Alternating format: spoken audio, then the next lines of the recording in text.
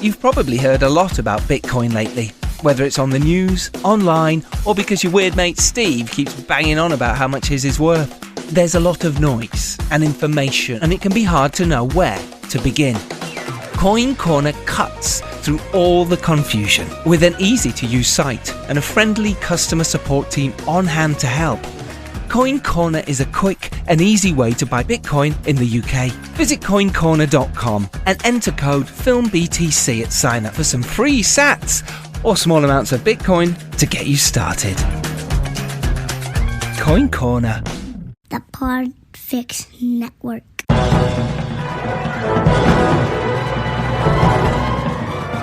Hello and welcome to episode 232 of the Filmmakers Podcast. This is a podcast where we talk filmmaking, from indie film to studio films and everything in between. How to get them made, how to make them, and how to try to F it up, in our very, very humble opinion. Today, we are talking to the Emmy-nominated editor of the HBO show Mare of Easttown. It is the fantastic Amy Duddleston. Myself and co-host Dom Lenoir sat down and had a riveting, fascinating chat with Amy all about her editing process. She has worked on shows like The Killing, Dexter, Hunters, and obviously Mare of Easttown, which stars Kate Winslet, Julianne Nicholson, and Jean Smart. And we dive into the making of Mare of Easttown, so if you haven't seen it yet, go watch it. It is amazing TV, amazing drama, and like Amy says on the podcast, it is pretty much like editing a feature film with each episode. Also on the episode, Amy goes into great detail about how she put the episodes together, the beginning, middle, and end. Sounds obvious, right? But it's not, because this is a detective thriller, so you can't give anything away, but you need to give hints and tricks and surprises. She talks about her process, tone and genre, the director-editor relationship, how she cuts performances. She also discusses what it was like to work for HBO and why she loves being on set. So if you're interested in editing and in the filmmaker, director, editor relationship, you're going to love this week's episode of the Filmmakers Podcast, because Amy Duddleston is not only a delightful human being, but a brilliantly talented editor as well. So you are going to learn loads. As you know, I have just finished Wolves of War, my World War II feature film for Lucinda Rhodes-Tacker of Picture Perfect Pictures and Signature Entertainment. And it's been a couple of weeks now, and I managed to just settle and get back into the swing of real life. And I say real life because I've had to jump straight back into the sound mix for The Stranger in Our Bed, the thriller I made for Buffalo Dragons. And also I sat down with the editor of Wolves of War this week as well to have a little chat about the assembly, because he started yesterday, folks, on the edit for Wolves of War, which is super exciting. But I wanted to talk about what happens when you do finish a film. What goes through your mind? Because interestingly, it is a bit of a loss. You're massively in the trenches in this case. Not literally, because we actually didn't have trenches in it. But you know what I mean. And you go through all that with this team, and you're in this bubble. And actually we were in a bubble because it was COVID bubble. And then suddenly that's not there anymore. And I was talking to my missus about it, who's a psychodynamic psychotherapist. And actually it's a huge loss. It's like losing someone really important in your life. Maybe you've broken up with someone, maybe you've lost a job. It's that same feeling. It's really strange. You can still contact these people. You can still say, hey, you know, can we talk about this? Can we talk about that? But actually, there's no need to talk to certain departments anymore in terms of the film world, because you don't need the makeup department right now. You don't need the art department right now. But there's no kind of support for filmmakers in this position. No one talks about that moment when you finished. It's just gone. It doesn't exist anymore. It's a thing of zeros and ones on a digital drive, or 14 of them. And I think that's really interesting. And I think more people should talk about this, because it is emotionally difficult. But how do you deal with the pain and loss? How do people do it? So I'd like to get in touch and let me know how you've dealt with it, what you did. Because people do go into that hump, that lump, where the moment where we just sit in our rooms and we try and get over the filmmaking process, and our loved ones don't really understand what we've been through. And I think that's really important, that we support each other during those times. When someone's finished a film, amazing. They put it on Facebook, they put it on Twitter, and everyone goes, yay, congratulations, another film in the can. But we should support them even more after that moment, and maybe just give them a call 2-3 days later and just go, hey, how you doing? How you holding up? Come on, let's go for a drink. Let's go for a coffee. Let's just talk on Zoom. What I'm saying is, let's support each other more. I mean, it's amazing we get to make films, 100%, don't get me wrong. This is brilliant. But if you know someone's just finished, send them that extra text. But what I do, the best way to get out of it for me, has been to jump into another film. And that film is 3-Day Millionaire. Myself and Lucinda are producing this wonderful dark comedy for Jack Spring, the director Jack Spring. And we are 6 weeks away from filming. We're filming up in Grimsby. So that's been my sort of way out of it. There's been a lot to do with the investors, with the paperwork, with the information memorandums and the shares in the company, which I have talked about a bit so far leading up on previous episodes. And it's all hands on deck at the moment. It's all hands to the pump. We're casting right now, we're crewing up. So if you happen to be in Grimsby or that area, or you've got a base in Grimsby and you are a crew member, get in touch. Let us know what you do, and if we can collaborate, if we can work together, brilliant. I've got some shout outs for you wonderful people too. Do you know what? The last couple of weeks, you lot have been absolutely incredible. So thank you. Really, really thank you. I love it, because it has been difficult, and Tobias has been amazing editing these while I've been off shooting. And it's just so lovely to get so much lovely feedback from you all. So thank you. Foster Vox, shout out to you. Yale Roth, Michael Burnett Lowry, Kelly Jubilee, Gory Hole Films, Melanie and Paul, Adam Murphy, Jamie Benyon, will probably be on the podcast very soon. Paul Romeo Mendez, and his short film Ruth is available now. Do go watch that. Matthew Sawyer, and to the 48-hour film project. It is starting up again. If you've not done the 48-hour film project, it is brilliant. It is really good fun. Everyone gets stuck in, and you just have to make a film in 48 hours. It's great experience. So, link to that is in the show notes. The 48-hour film project. Gideon Southwell got in contact. It is happening. We are supporting it. So look out for our tweets, etc., in the coming weeks. Right. Let's get to this wonderful episode with myself and Dom. I say wonderful, I don't mean that. I'm not bigging us up in that way, but I mean wonderful because she is wonderful. And myself and Dom had a brilliant chat. I do want to say, though, that I was in the sound mix for The Stranger in Our Bed during this. So the noises in the background, there's lots of explosions and bangs and stuff like that. There's not that many explosions in The Stranger in Our Bed, but you know what I mean. And my sound recording dropped out a little bit. So if it is a little bit fuzzy, apologies, but you still get an amazing chat with Amy. So stand by, relax, whatever you're doing, get those earbuds in, get your bit of paper out, start writing notes. This is the fantastic Amy Duddleston. Enjoy. How are we? Are we good, Amy? We're very good. We're very good. Hanging in there.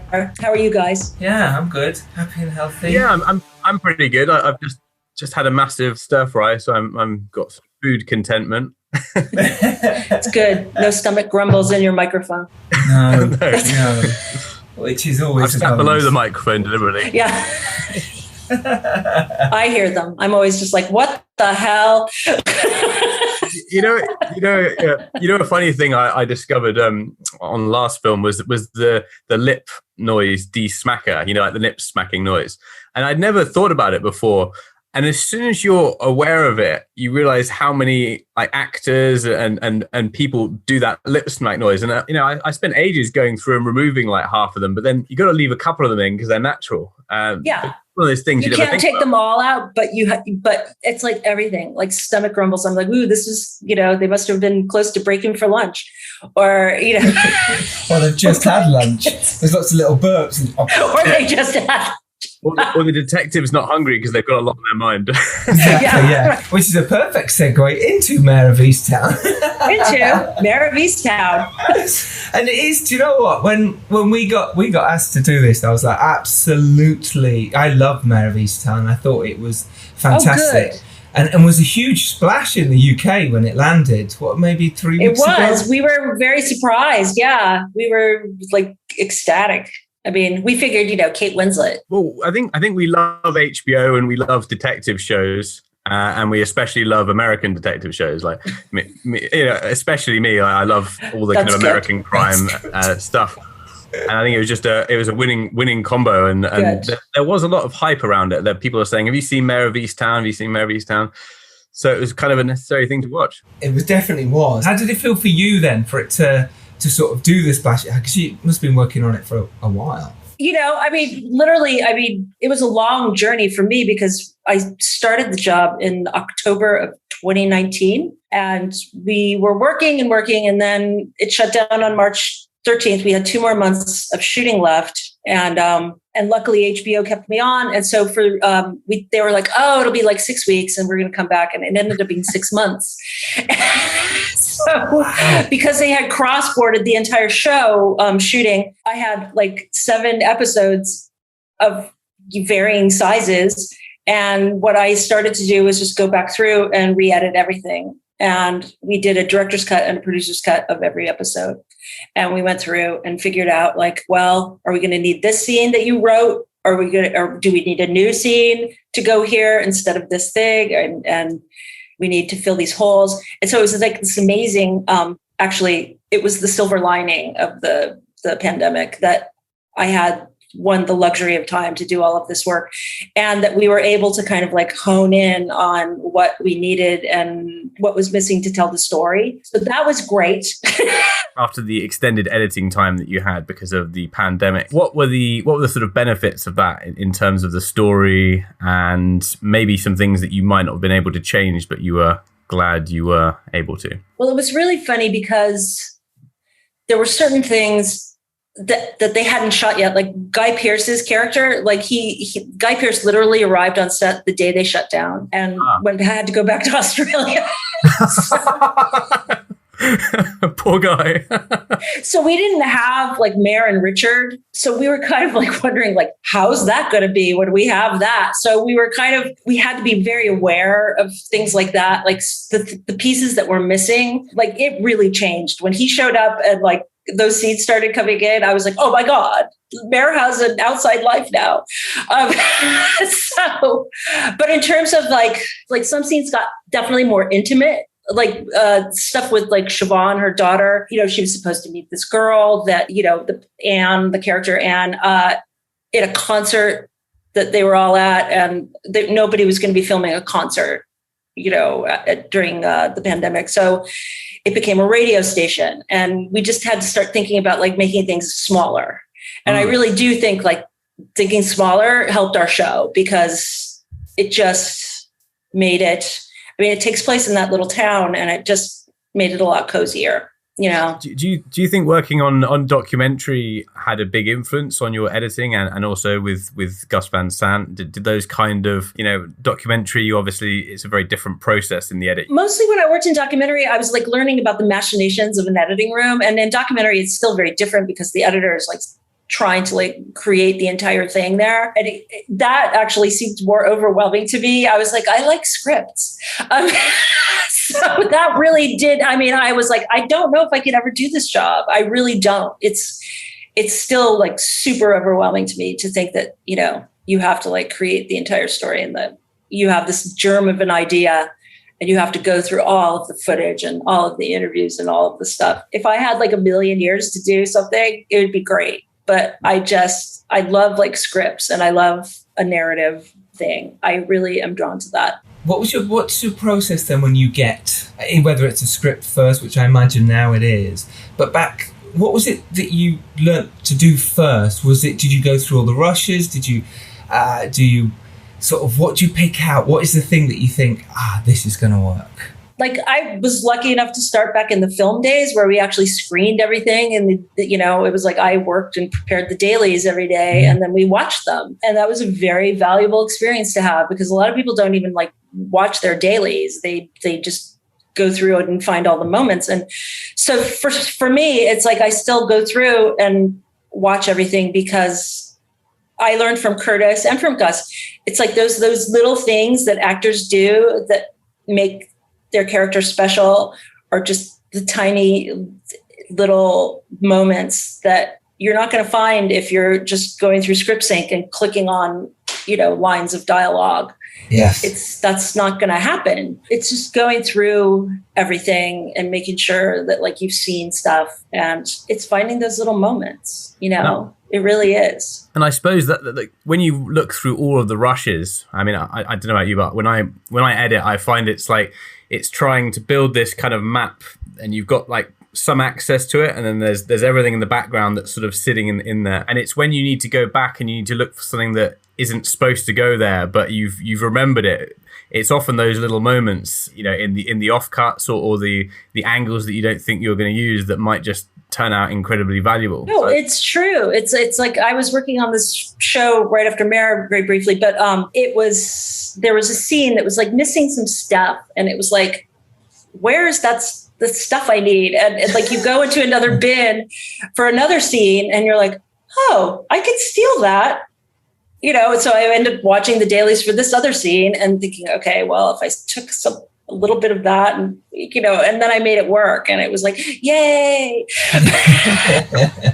Has there ever been a point when you've gone back to the director or the production and you said, I'd really like you to shoot this? Like, does that happen very often? Yeah, it does happen. It does. I mean, it'd be great if we had this, because maybe this would tie this together. I don't do it often, but there are times where you're just like, are you going to be back at that set? Because you could just do this, but it's not, that's when I know they're going to be back at that set, which in television, most likely they're not going to be. It's like, unless they're at like Mare's house, like the giant set they built, it's like, that I know, they're not going to break down the next day. But yeah, location stuff, it's like, bye. I don't know what we're going to do. Yeah, all the best. These days, especially with something like Mare of Easttown, are you editing as they go so you can see things that they're missing?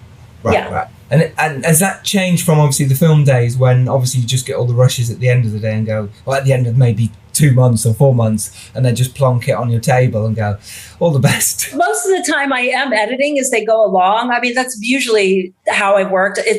There's been a few times where I've cut like an indie movie that had already been shot and they hadn't hired an editor, and you're like, yeah, you should have brought somebody on sooner. But that's just regrets of, things you should have done differently. But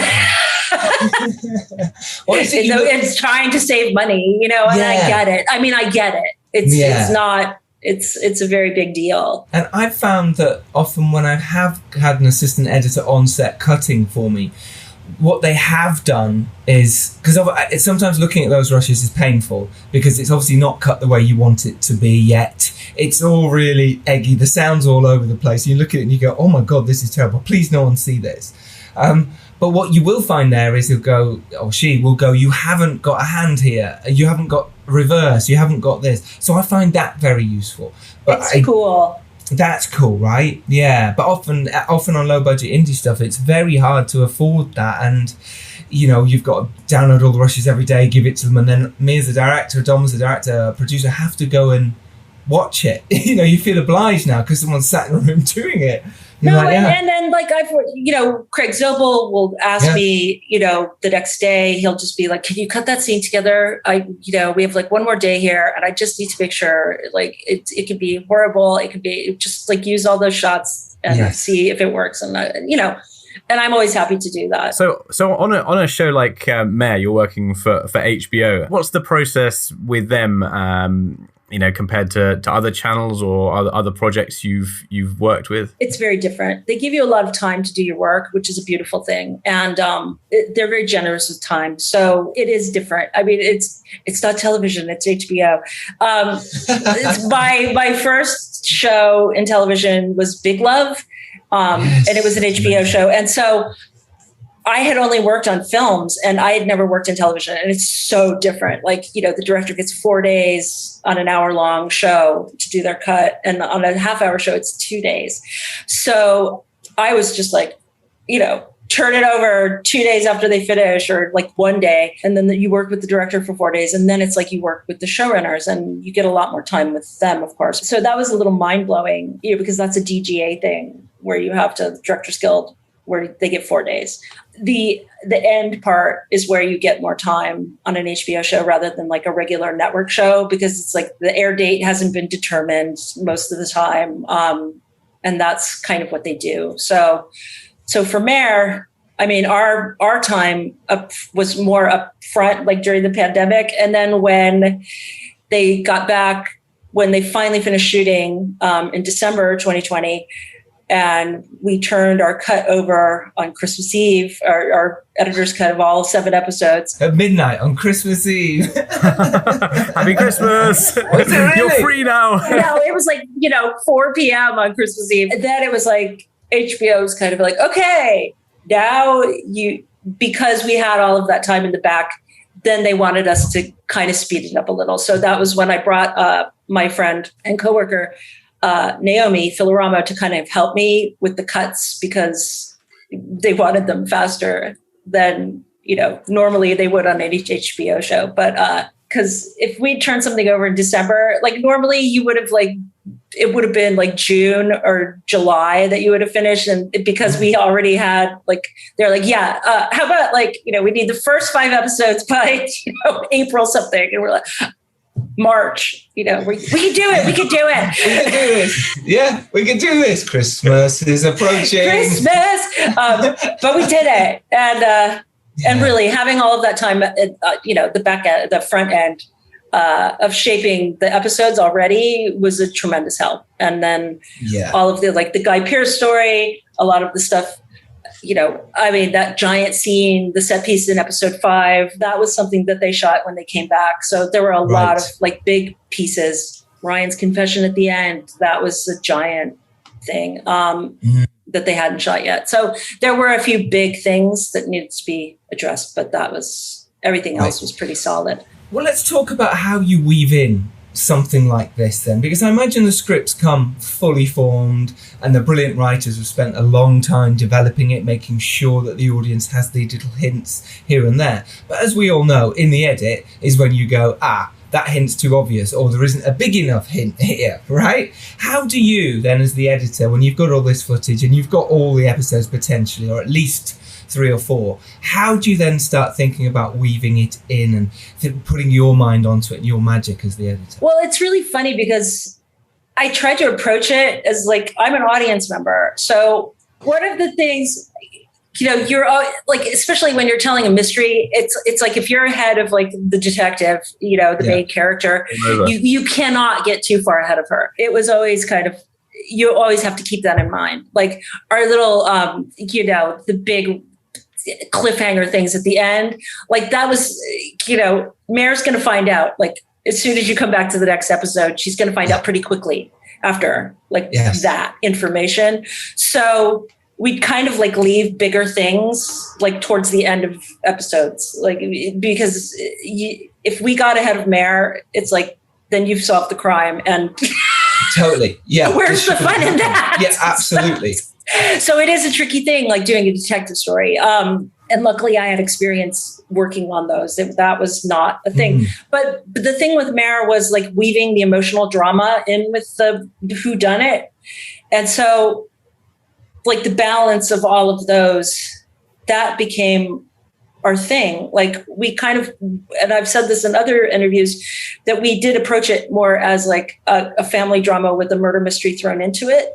So you were always with Mare, whether she was driving in her car or it's we needed to see her figure out something. We need to see her wheels turning and not somebody else's, when John is lying, if you go back and you watch all of those episodes, it's it's all there, it's all there. It's they're just lying to her. Lies. Right. You have to see it through her. Are they lying? Yes. And that's what must be really difficult, because you know the answer. So therefore you're trying not to go, oh gosh, is it too obvious? Am I putting too much emphasis on an actor's I cannot cut that person. Right? I cannot cut to that person right now. Okay. I have to cut to Mare going. Puzzled face for the podcast viewers. It's almost allowing these kind of side plots, these red herrings, to play out a little bit, and then letting that kind of tension dissipate, so you kind of forget about it a little bit, and then maybe going in another direction. You're just reeling people in. I mean, it's genre. It's you're working within a genre. You do have to reel people in.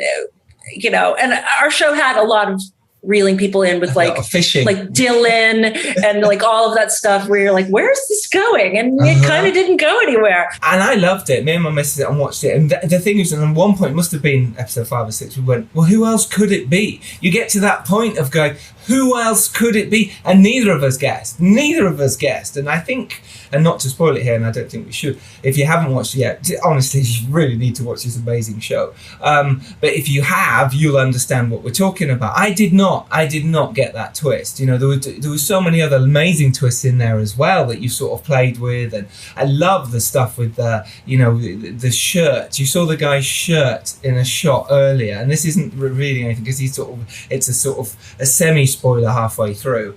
And then as soon as I saw his shirt again properly, I was like, oh my gosh! And it wasn't even the end twist, you know. I loved all those little moments. I was waiting for it. I was waiting for these little lovely moments, and I think following it through Mare's eyes was just fantastic. Obviously, because Kate Winslet is an incredible performer. Does that make it easier in the edit then? No, that part was like, as they say, the embarrassment of riches. I mean, that wasn't. Like that part of my job was super easy. It was like the hardest part was picking like the pieces because they were all good. But all of those actors, it was like they were all at their A game. And, when you get that, it's amazing. You're so lucky. How was it weaving the two kind of narratives? Because you had obviously the tragic,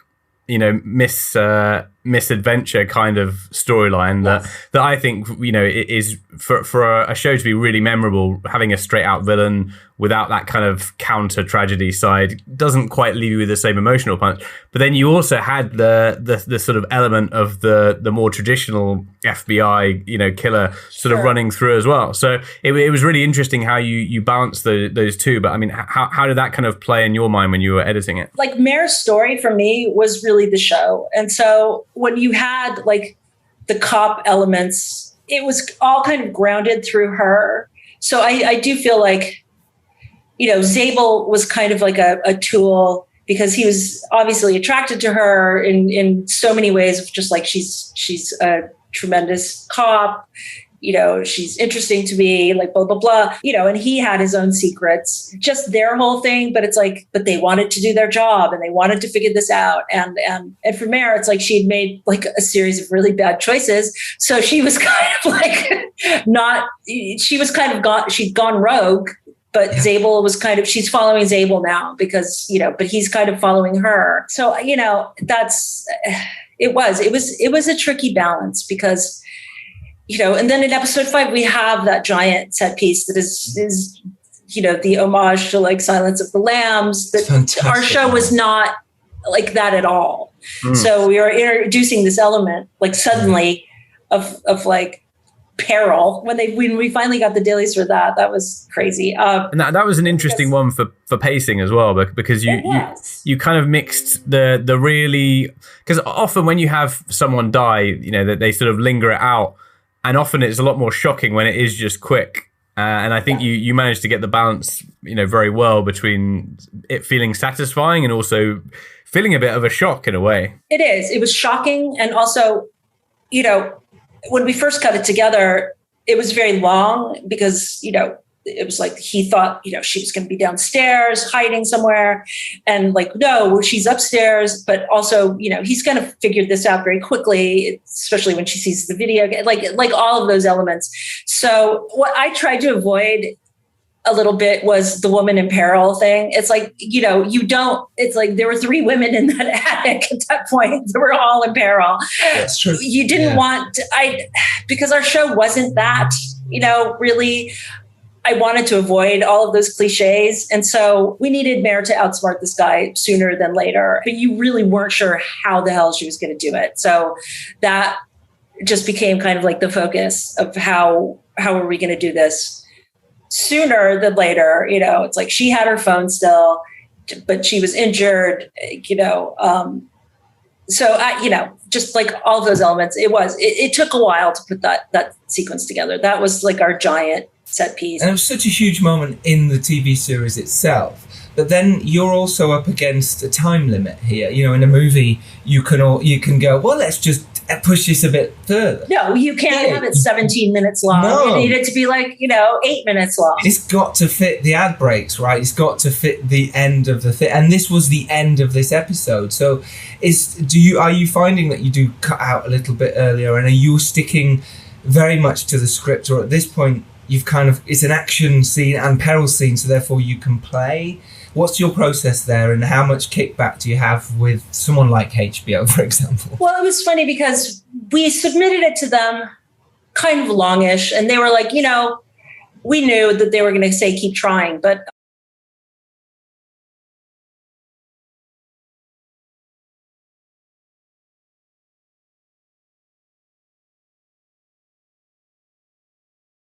I never have a problem with their notes. We kept trying. Yes. And Craig and I had a version, and then, it was like Brad and Mark Roybal, the producer, Brad Inglesby, the showrunner, and Mark Roybal, they took a big crack at it, and then it came back, and we all kind of did other versions, and we finally, I kind of stepped away from it and then worked on some other things, and I really feel like, and Naomi took it over for a bit. And then when I came back, it was like, okay, take that shot out, take that shot out, take it out. And then it was like, boom. And it was like, okay, it's like so much closer. And then my amazing visual effects assistant, Kate Winslet, had a good note. It was like, if he could only be closer to her when she's going down the stairs. My assistant, Jimmy, literally made a split screen. Split screened it, yes. Yeah. And brought him closer. It was incredible. It was trickery. And we were kind of like... And that sequence felt so short and yet so long at the same time, which is why it's brilliant. Yeah. I mean, it was still creepy when he was chasing her in the old version, but doing that little split screen trickery, and that's all it was. It was a split screen. I mean, yes, it was like at one point he had no legs, but it was... It is relevant right now. It's they can fix that. Yes, they can fix that, right? Surely, hopefully. It's HBO. But you got the idea of of what it was like. Suddenly, there was a lot more. There were more stakes anyway of her getting downstairs, grabbing Zagel's gun. It was that. So it was Kate Winslet's note. I mean, that was the thing. So. I love that, and I love the fact that you said, the trickery of it, because I totally agree. I think it's an immense art form, editing, that not necessarily gets overlooked, but doesn't get the love I feel it deserves. I feel people say you make a film 3 times, isn't it? Script when you're shooting it in the edit. I think the edit is massive, because you can reshape a performance, you can shape the script, you can ADR, you can do everything in that. So much. I still come from the old school of work with what you have. Mm-hmm. And then if you need something, we do have all of these tools now. I mean, it is incredible. And being able to do a split screen, even with a different performance, spliced in on the other side. If you can do it, if you can stabilize it, if you can cheat it, it's great. And it's totally doable. Certainly if the camera's locked off for indie filmmakers, you can do it, which basically means you take... and it might just be something thrown into the floor, or it might be 2 people sat next to each other, but one actor is brilliant in one side, and on the other take, the other actor is best, and the director's like, oh, if only. Well, you can now. You just... But I mean, come on, it's like a lot of Star Wars was just green screen behind them most of the time, so it was easy peasy. It's focused as well, isn't it? Because if you're doing those kind of split screens, I mean, obviously on this kind of show, no one's going to be particularly looking, for any errors in the VFX. But if you're focused on one thing that's absolutely vital in the story, you're probably not going to be looking at the other thing anyway. And I mean, that goes back to those old, classics like Star Wars, where you got the boom guy in shot and Indiana Jones, but you're not looking at it because everything else is so riveting. Yeah, it's you're just not looking at it, and sometimes I'm not. I still, when I'm editing, I'm always looking at the actors' faces, and I'm looking at Amy, there's a giant reflection, the boom guy's in the mirror, and I'm like, oh my God, how did I miss that? Yeah. The camera guy's standing on the bed. Well, let's talk about that then in terms of editing performance, because it seems that way, myself. I'm watching the performance. It's the most important thing. I feel like if anyone's watching the movie, TV show, whatever, and they're seeing something in the background, well, they're not paying attention. We've not done our job, right? How do you find the best performances through takes and cuts? What is it you look for? Is there anything specific? A lot of it is I use the script a lot because it's like story beats that are written in. And when actors follow those cues, it's really important. So I'm always looking for like those cues. And if, a good actor is just going to like follow the character that's written for them. And if they've talked about something else with the director, but I try to make sure that like the story beats are there. And so I'm looking for that. And I'm just making sure that like they're listening, to the other characters. Like that's a huge thing with me and actors. It's like, you have to be listening to the other person and not think like you can always tell when an actor is like thinking of their line, it's like, I'm just waiting for my turn here. It's a dead giveaway. So I'm trying to avoid that, always listening and always paying attention and being in the moment. It's really, that's them being in the moment that's happening right there. And story beats, it's really, and that they're being true to their character. And I think those moments, I mean, coming back to the sort of the family drama element, I think being emotionally invested in the characters as an audience member, I feel like you're basically going through the emotions rather than in your head. If you're not emotionally connected with the characters of the detectives or the people in the surrounding world, you're going to be much more intellectual. And I find it's those kind of things where maybe you're picking the holes in things anyway, but there's an element of that connectivity that just focuses you on being there in the moment with the characters. Obviously all the story stuff is incredibly important to it's really important. And it's like when Mare makes that giant mistake at the end of episode 2, you're just like, oh God, don't, and like everybody, it was a Twitter meme of like people going, don't do it, Mare. It's like, don't do it. Yeah. It's just like the plan, like, don't do it. There's a part of you that's like, do it. Yeah. That's why it was so brilliant. No, and like later, in episode 4, you figure out, you're like, yeah, I would have done it. I would have done it, but like, it took like an entire episode. Like you're emotionally invested in these people. And to the point, like already, an hour and a half later, you're like, don't do it. You have to be, because you want people to be connected. Yeah. And yes, some of that was in the writing of this show. It was amazing. But just, Craig paying attention to getting all of those story beats, the director, Craig Zobel, and the actors making sure that they're all there too. It's really important. And that is what I look for, performance wise. It's just, well, especially in like a story, like with the emotional and the whodunit. Those are so, everything is just needs to blend.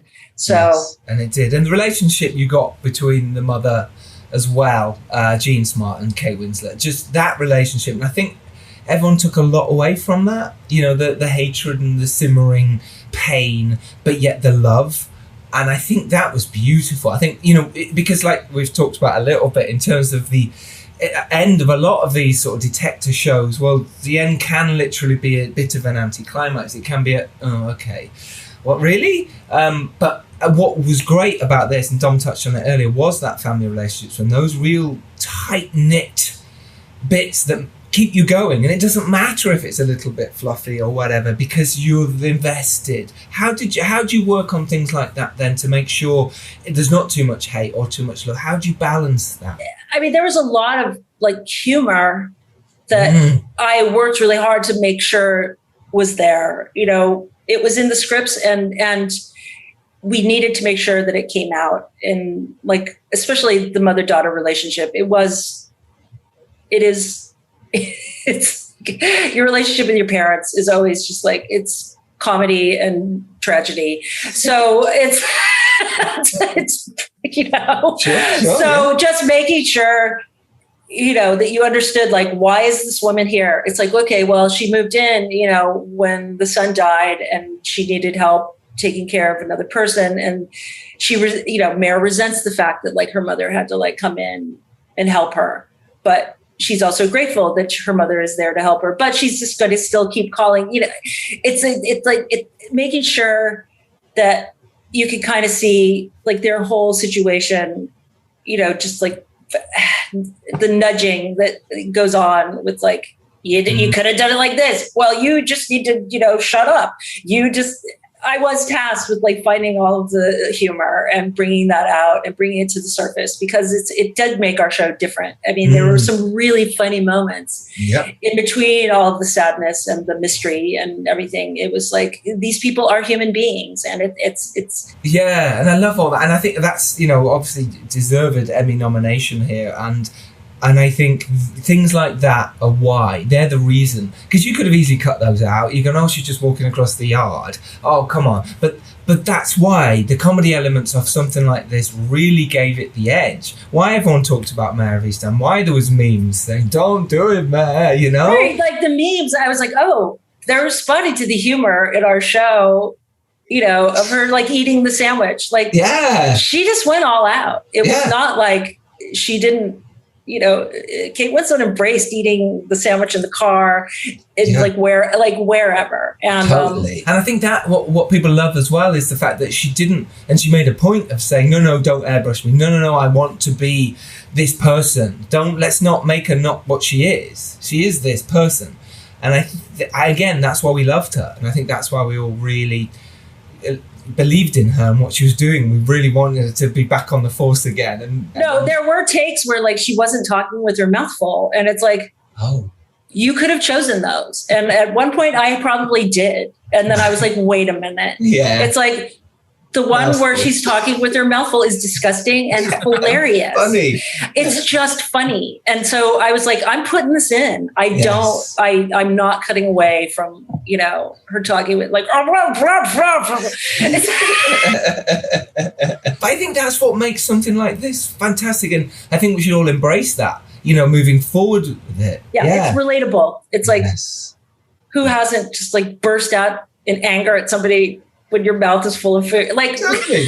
Yeah, or you're not looking your best, or you're not looking totally. Your hair's up and someone knocks on the door, and you're not wearing the right clothes. Yeah, it's real. So I think the whole production was fantastic. Dom, can I ask you, how many memes? Because Dom is a meme king. If anyone follows him on Instagram and his Twitter, he loves his meme. How many memes of this did you put up? Because I know you and your memes. It's like 12 a day. I certainly put up a few. But I mean, stuff that I really like, I tend to just give them a good review. So I just did a sort of a blanket review of the show, and yeah, you do good reviews. Actually, they're really nice. They're caring, and that's really good. It's funny.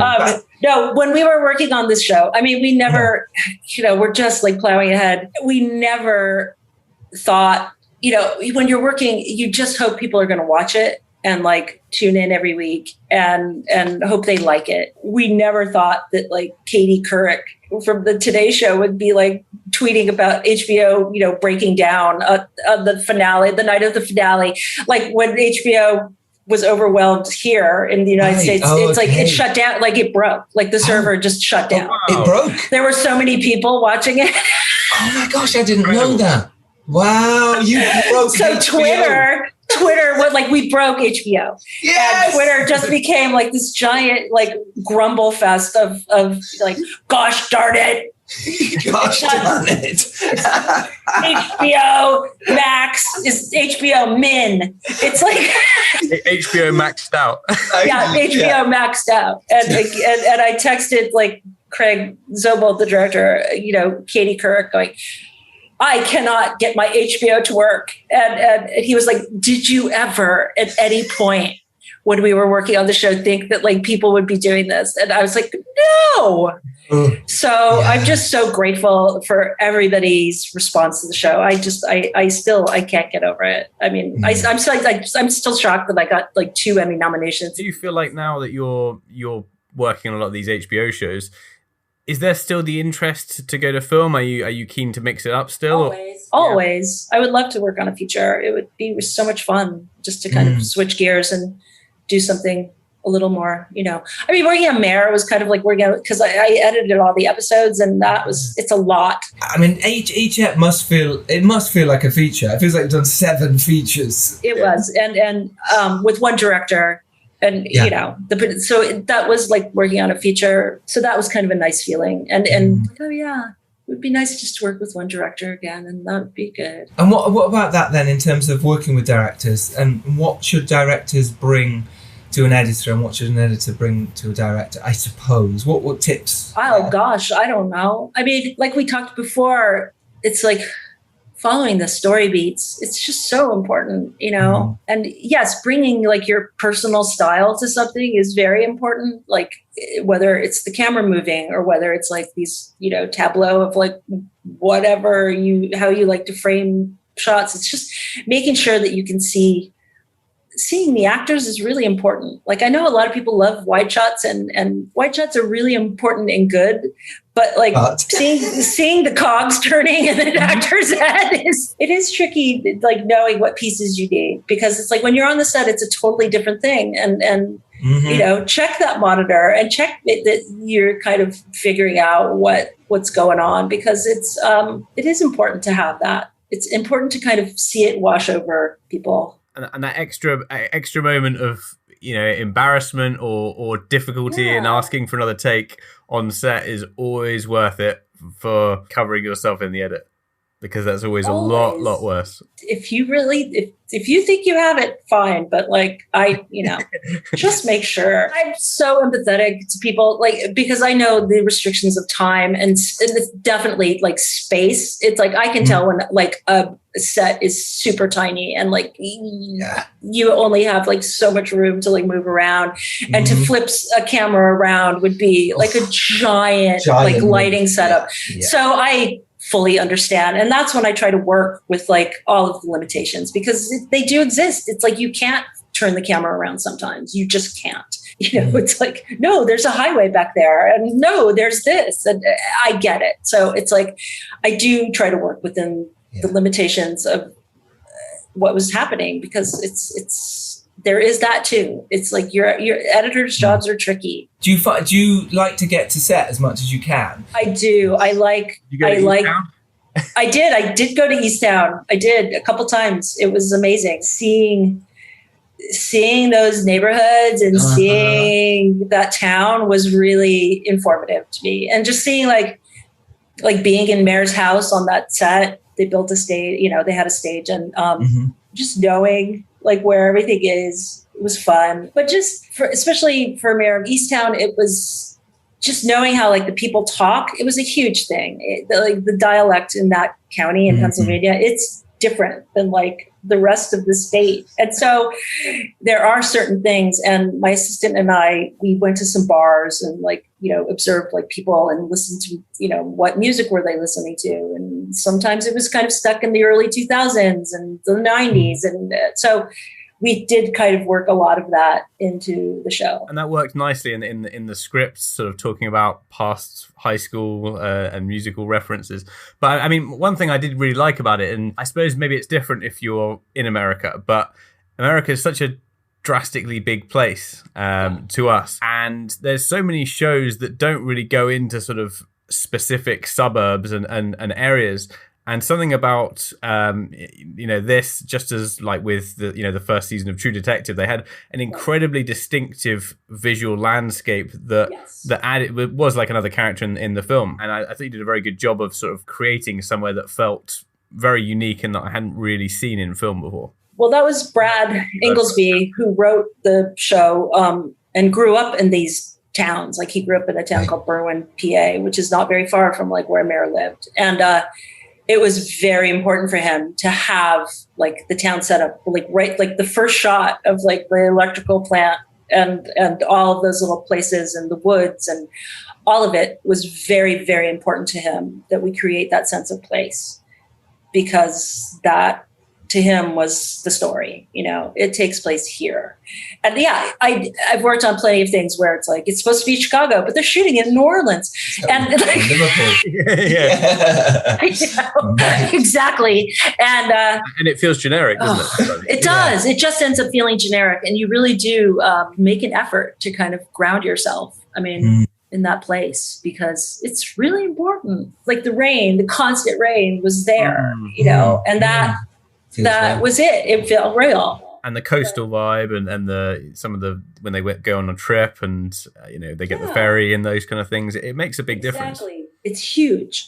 But I've worked on shows that, shot in Vancouver for New York City. And I was like, this is not New York City. And if I put like horns and it's not going to feel right at all. When you're going into, and you say you're going from The Killing to Dexter or Rosemary's Baby, the difference between them, it is quite big. The tone. Have you got to jump into that tone? Have you got to immerse yourself in the shows a lot and what they want? They've got kind of a deck. Dexter, definitely.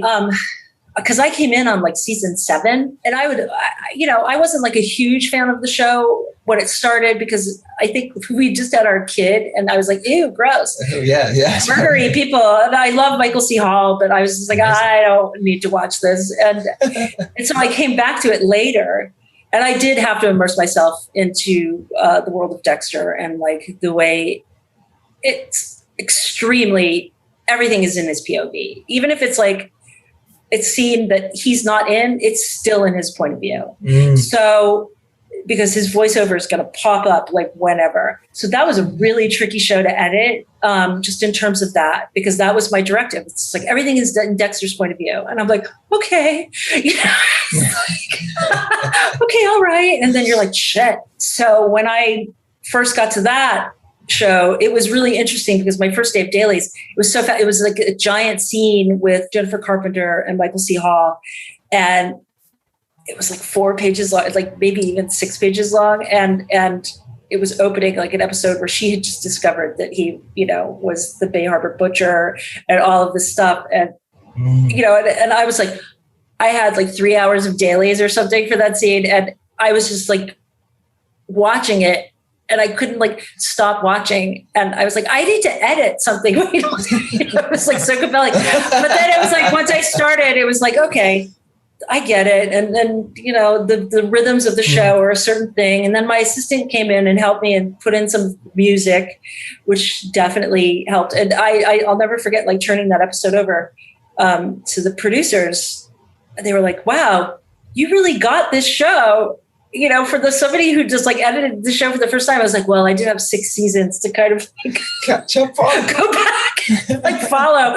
But I did make that effort. Right. It's like I did make sure that I understood the rhythms of Dexter, because it's like when his voiceover comes in and how that works, it's really tricky. It's a strange show, actually. I mean, I watched most of it. I think I might be a season down on the where I'm at, but I watched it for a while, and it wasn't something that immediately I would be drawn to, like, watching a serial killer. It's probably quite a difficult thing to get people on side, and it's very clever that they can do. I suppose it's also the fact that he's going after people that are much worse than him. No, it's your revenge fantasy. I mean, and it plays into a huge thing. I remember we had this screening with people, like you rarely get to screen a show in front of an audience, and it was amazing to me who showed up, like who are the fans of Dexter. And it was like a crossboard of like so many like minorities and all kinds of like, your grandma. I loved it. It was like Black people, Latino people,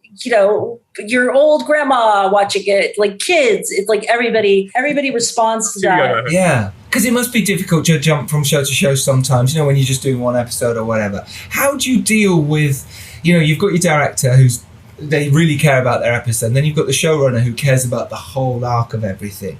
How do you deal with that sometimes if there is disagreements? What's the best way for you to sort of put your stamp on it as well? Well, as the editor, it's like I'm kind of always thinking of like where the show is going to go, because I know like what the showrunners are looking for. But when a director comes in and they want to put their stamp on it too. So I try to help them do that as much as I can because it is important, because they did shoot it. They did do everything. And so I do try to make it the thing that they want as much as possible with gently reminding them, this is the thing that, we need to keep in mind, blah, blah, blah. You never want to say, this isn't our show, which I've had friends who've actually had to say that to certain directors, like, okay, right. Stop, this isn't our show.